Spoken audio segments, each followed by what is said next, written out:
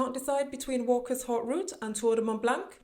In this video, I'll compare both of them so that you can see which one is better for you.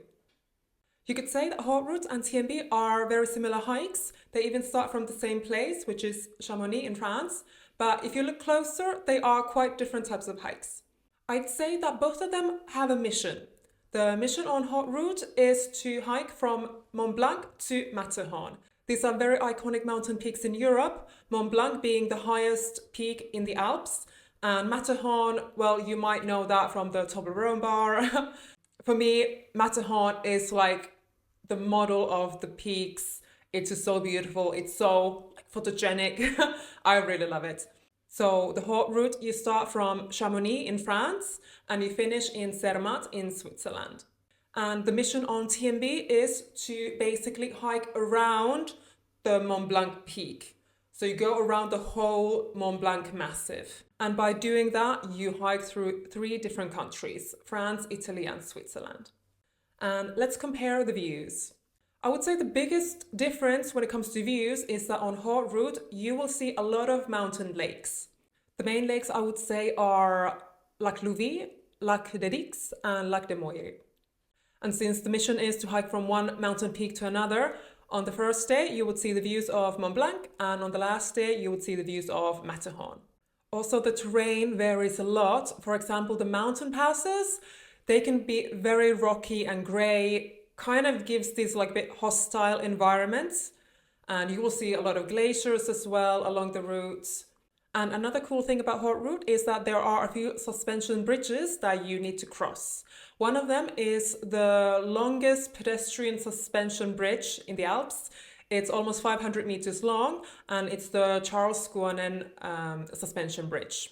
However, there was one other bridge that we thought was even more cool, and that was the Corbassière suspension bridge. And that one, it even felt a bit more like hostile because of the environment. It was a very high one, and then you have this like raging river underneath, and then you can see some glacier views in the distance. So that bridge was very cool. If you're afraid of heights though, it could be quite scary. And the views on TMB, I would say those are just majestic Alps. You can see these beautiful snowy peaks, there's glaciers, and there's also this great variety of terrain, what you're gonna go through. So you have these very lush forests, and then these beautiful valleys. And also, since you go through 3 different countries, you will see some towns in each one. So you see the culture in each country, which is very cool. Then let's compare the trail data. So Haute Route, the length is about 220 kilometers. The elevation gain is about 16,400 meters. And usually people do this hike between 10 to 14 days. So it is quite long. And the TMB is 166 kilometers long, and the elevation gain is 10,200. And normally people do this in 8 to 12 days. And the maximum elevation on Haute Route is just below 3,000 meters. And on the TMB, the maximum elevation is about 2,530. So on Haute Route, yeah, you go way higher. And let's talk about the accommodations. So on Haute Route, you have a lot of options. You have a lot of mountain huts, so you could do the whole route just hut to hut style. And also you can find a lot of hotels down in the valleys. So you will go through many towns or little villages, and you can find many hotels there to add a bit of like comfort. And also there are quite many campsites, like official campsites where you can find all the nice facilities for camping. And when it comes to wild camping in Switzerland, there are some areas that it is tolerated to do a bivouac. So you pitch your tent from sunset to sunrise and then you move on. But also there are areas where even bivouac is prohibited. For example, if it is some nature reserve or protection zone. So if you're planning to camp most of the night, you need to plan it properly to see if you are allowed to bivouac or not. And on TMB, it's pretty similar situation. You have a lot of mountain huts, so you can do the whole hike hut to hut style. And also down in the valleys, you can find hotels. And also like in the towns, you can have very nice hotels. So you can have quite a bit of luxury if you want. And when it comes to camping, there are a lot of official campsites along the route. And with TMB, it's actually even easier to do camping. So you could do the whole route by camping only. And let's move on to food. Now on Haute Route, so you basically for the first day is in France and then the rest of the days are in Switzerland. And to be honest, I don't find the Swiss cuisine that exciting. For me, it was mostly bread and cheese in different forms, or then potatoes and cheese in different forms. So after a few days, it gets a bit boring. And when it comes to finding food, our experience was actually a bit frustrating. So we would see on the map that in certain places, if you go through a town or a valley, that there are some restaurants that would serve food. But whenever we got there, then they were closed or they were not serving food anymore. Or, there was some sort of reason that we couldn't get like a proper plate of food. Maybe that was just a bad timing. I don't know. But this happened on several occasions. So then in the end, we actually got quite frustrated because of that. But when it comes to finding supermarkets, that one is easier. Like those are properly marked on the map and you can trust that there is a supermarket. So for restocking snacks, that is quite doable along the route. And on TMB, I would say finding food is pretty easy because during the day, you would go through at least 1 or 2 huts and there you could find some sort of food, like at least some sandwiches or some pies. And in general, the food is good. You will go through 3 different countries. So you have the French cuisine, Italian, and the Swiss cuisine. And yeah, the French was the best for me. And also when you go through these towns, you can find supermarkets along the way. So again, for restocking, it's pretty easy. And when it comes to trail modifications, I would say they are very similar. On both of them, you can quite easily modify the route, or if you need to skip some parts, you want to skip some climbs, you can use some cable cars or bus connections. So both of them have many variants that you can take if you want to make the hike a bit easier or even harder. Like if you want to add some extra adventure, there are some variants that are like more adventurous.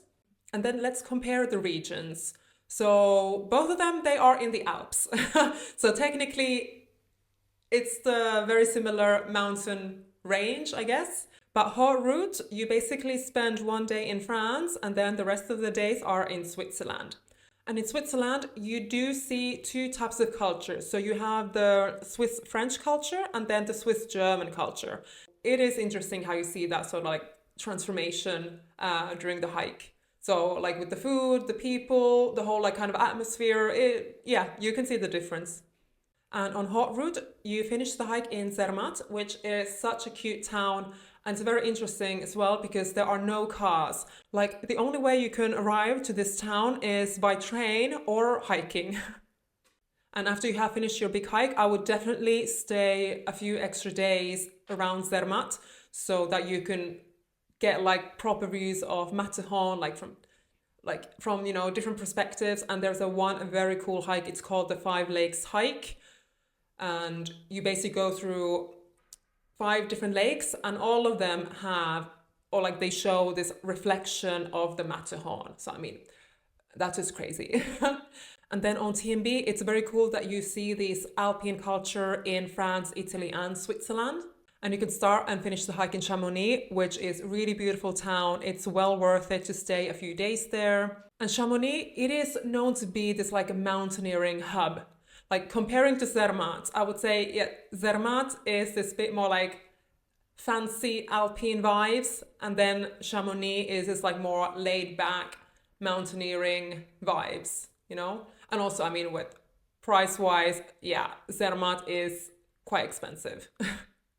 And as a final thought, I would say the Tour du Mont Blanc, that one has such an iconic reputation and for a good reason. It is a really amazing trek to do. There are more people around, so you feel safer while hiking. So if it would be your first long distance hike, I would say it's a very good option. For me, actually, it was my very first long distance hike that I did by myself. And I had the best time. It was so rewarding experience. And then I would say that Haute Route would be like a step up from the TMB. Like Haute Route, okay, it's longer, it's more strenuous. So it's a harder hike just looking at the numbers. but also it's more isolated. So if you're looking for more quiet and wild experience, then Haute Route is the better option. So those were my thoughts about Haute Route and the TMB. I hope now you have a better vision which hike you might want to do. And if you need help planning your hike, I have also made videos about basically everything you need to know about each hike. So I'm going to link those down in the description so that you can check them out. Or if you want to see more a visual experience of each hike, I have also made silent hiking films of each one, so I'll link them down as well. And if you have already done one of these hikes or both of them, let me know, what did you think? What were your thoughts of each one? Like, which one did you prefer? Let me know down in the comments. And don't forget to subscribe.